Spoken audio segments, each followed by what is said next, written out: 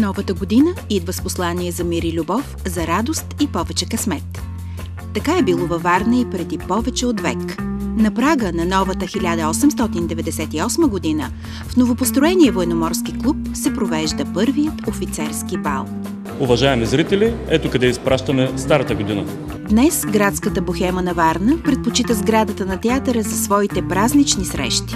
Старата традиция вече трета година отново е на мода. Тук се събират актьори, режисьори, музиканти, художници, архитекти, журналисти и почитатели на изкуството, за да си кажат на здраве на прага на 2016. Идеята е на Театрално-музикалния продуцентски център заедно с Съюза на архитектите. Пак по традиция, част от гостите влизат в образ, преобразени в сценични костюми от гардероба на Драматичния театър и Варненската опера. В края на вечерта бяха показани архитектурни сладки изкушения. Ретрото е на мода дори при фотосесиите. Нека да проследим как се изгражда един такъв образ. Започва се от грима, талантливо нанесен от гримьорката Албена Свещарова.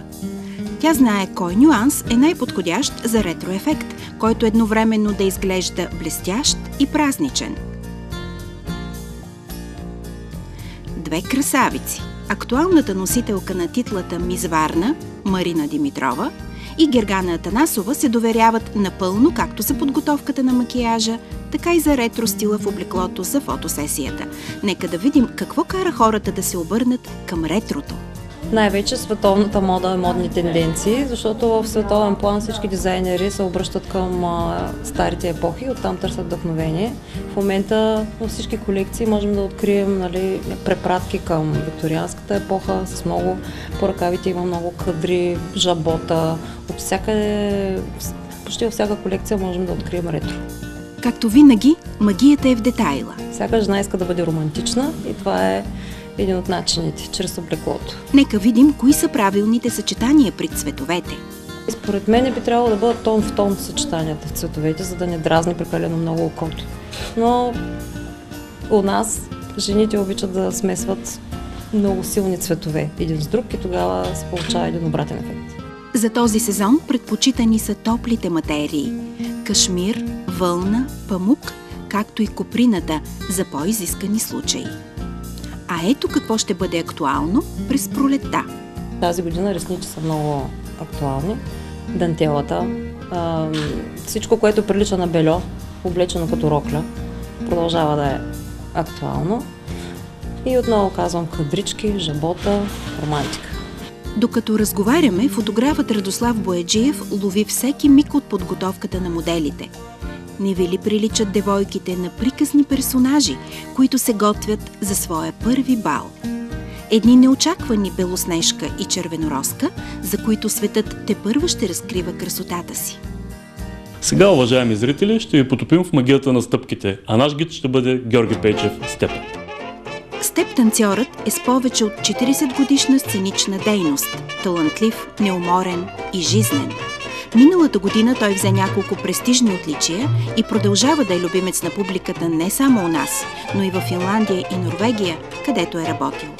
Не всички знаят откъде идва прякорът му. Това преди много години се случи, когато започнах така активно да танцувам на степ. Макар че съм правил първи опити някъде преди 70-те години, но става въпрос, че това се даде от само себе си. Това е в мелницата, професионалната мелница, с течение на времето, с така малки участия, с теб. След това почнах по-активно да участвам в програмите с теб и тогава така някак си излезе от само себе си псевдонима Степ. Степ е Жора Степ и така се остана. Утвърдих се като Жора Степ, като Георги Пейчев никой не ме остави вече. А защо се спре точно на този танц? Някъде между 62 и 3 година, след като бях играл 6-7 години акробатика, и тогава дойде цирк Буш. Много така, с много атрактивно участие на един негър, който танцуваше. Степ, аз не му помня името, защото много отдавна името не се спомням. И тогава му впечатли много, това ми се видя нещо като извънземно, нещо страхотно. И тогава, може би, той ми е вкарал вируса Жоро Степа е една от легендите на вариететните програми, които вече са част от историята. Има ли шанс да се завърне? Не мога да кажа, защото сега съвсем се промениха нещата. Всеки ориентира детето към бизнес, съвсем други неща, но който си е роден да стане артист, мисля, че ще успее да. Нашата работа е хронология и решение. Това е танца. А какво ти крепи да продължаваш да танцуваш? Аз вече 61 година танцувам. Сега на януари навършвам 66 и от 5 годишни съм започнал да танцувам. Просто нали, това ми е съдба. И аз не мога да се представя по друг начин живота. Просто поженирам вече 61 години и дай Боже, нали, да съм жив и здрав, ще продължа колкото мога, като имам сила и енергия. Човек трябва да се развива не само материално, но на първо място духовно. Това е философията на живота според Жоро Степа.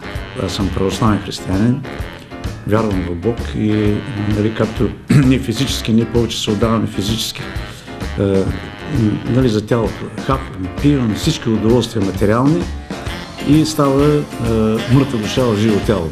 Пожеланието на Степа за новата година е в Рими, които той много обича. Безиме не идвам, вие дайте ми име, безлика дохождам сред вас в света, такава ще бъда, каквато съм име, о, люди отпратите към личността. Такава, когато си я направим ние, дай Боже, защото казва, че е буен поток с златен прах. Да запретнем ръкави, да извадим златния пясък от реката от новата година, за да живеем по-добре.